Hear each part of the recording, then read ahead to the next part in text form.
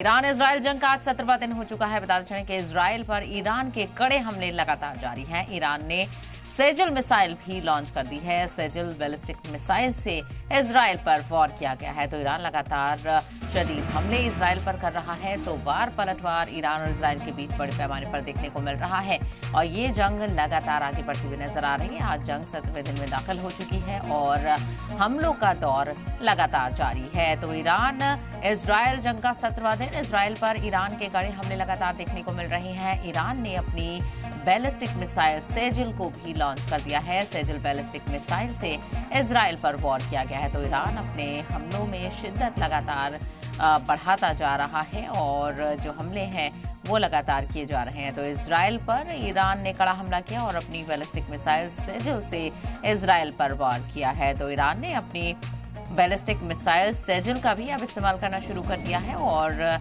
Iran की तरफ से सेजल मिसाइल से इजरायल पर हमला किया गया है। तो ईरान ताबड़तोड़ हमले का तवाफ नजर आ रहा है और ईरान की तरफ से लगातार बड़े दावे भी किए जा रहे हैं।